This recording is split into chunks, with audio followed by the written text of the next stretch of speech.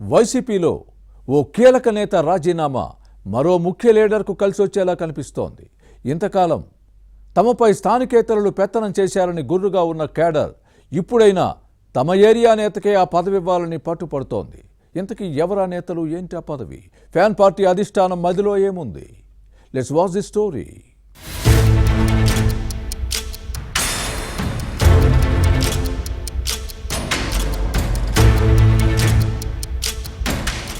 వైసీపీలో వెలిగిన విజయసాయిరెడ్డి శకం ముగిసింది. రాజ్యసభ ఎంపీ పదవితో పాటు పార్టీ సభ్యత్వానికి రాజీనామా చేయడంతో ఉత్తరాంధ్ర నేతలు సంబరాలు చేసుకున్నారు. ఇందుకు కారణం లేకపోలేదు. విజయసాయి ఉత్తరాంధ్ర ఇన్ఛార్జిగా పనిచేశారు. స్థానికేతర నేతలను తమ నెత్తిన రుద్దుతున్నారని ఇంతకాలం గుర్రుగా ఉన్న ఈ ప్రాంత నాయకులు ఇప్పుడు కొంత రిలీఫ్ ఫీల్ అవుతున్నారు. ఈసారి ఉత్తరాంధ్ర సమన్వయకర్తగా తమ ఏరియా నేతని నియమించవచ్చునన్న ఆశాభావంతో ఉన్నారు.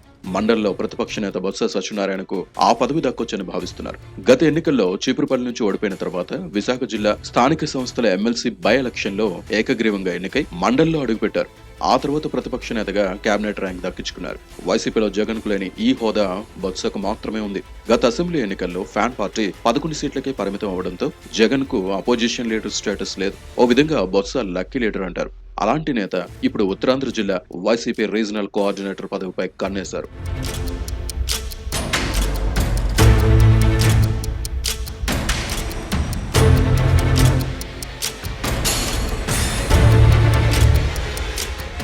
అసెంబ్లీ ఎన్నికల్లో ఓడిపోయిన తర్వాతే ఉత్తరాంధ్ర వైసీపీ సమన్వయకర్త పదవిపై కన్నేశారు బొత్స సత్యనారాయణ.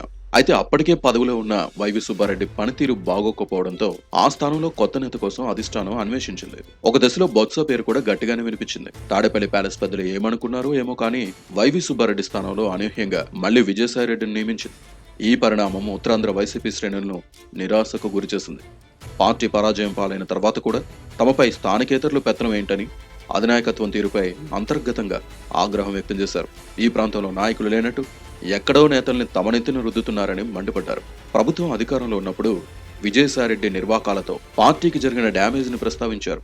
అభ్యర్థుల మార్పులు, బదిలీలు అసెంబ్లీ ఎన్నికల్లో ఎంత దెబ్బతీశాయో పెద్దలకు గుర్తులేదా అని లోపలే ప్రశ్నించారు. ఇంకా గుణపాఠం నేర్చుకోలేదని సీరియస్ అయిన వారు లేకపోలేదు. ఇటీవల విజయసాయిరెడ్డి రాజీనామాతో ఖాళీ అయిన ఉత్తరాంధ్ర రీజనల్ కోఆర్డినేటర్ పోస్ట్ ఈసారి తమ బాస్కే వస్తుందన్న ధీమాతో బొత్స సత్యనారాయణ అనుచరులున్నారు.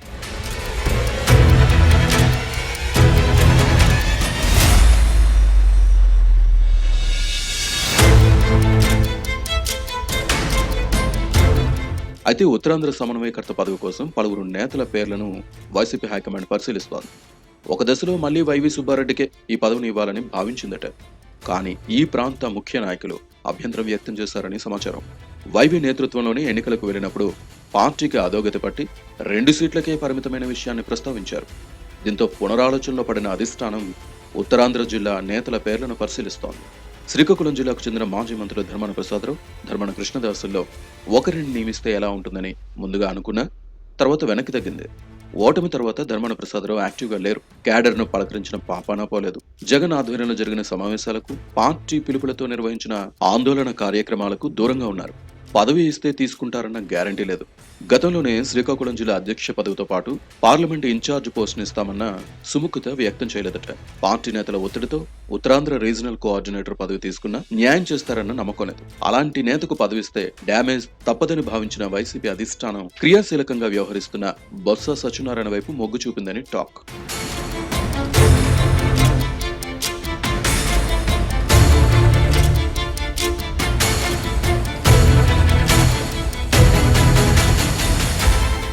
బొత్సకు ఉత్తరాంధ్ర వైసీపీ రీజనల్ కోఆర్డినేటర్ బాధ్యతలు అప్పగిస్తే పార్టీకి పూర్వ వైభవం ఇస్తుందని అధిష్టానం భావిస్తోంది. ఉమ్మడి విశాఖ, విజయనగరం, శ్రీకాకుళం జిల్లాల్లో మాజీ మంత్రి సామాజిక వర్గం చాలా బలంగా ఉంది. అంతేకాదు అందరినీ సమన్వయం చేస్తూ కలిసి పనిచేసే మనస్తత్వం ఉన్న నేతగా ముద్రపడింది. ఈ ప్రాంతంలో బొత్సకు ధీటైన నాయకుడు మరొకరు లేకపోవడం బాగా కలిసొచ్చిందని భావిస్తున్నారు. బొత్సకే పదవి ఇవ్వాలని క్యాడర్ కోరుతోంది. త్వరలోనే ఉత్తరాంధ్ర జిల్లాల వైసీపీ రీజనల్ కోఆర్డినేటర్ గా బొత్స సత్యనారాయణ నియమిస్తూ ఉత్తర్వులు వస్తాయన్న ఆశాభావంతో అనుచరులున్నారు. ఫ్యాన్ పార్టీ అధిష్టానం బొత్సకు ప్రాధాన్యత ఇస్తుందా లేక మరో నేతను డంప్ చేస్తుందో చూడాలి.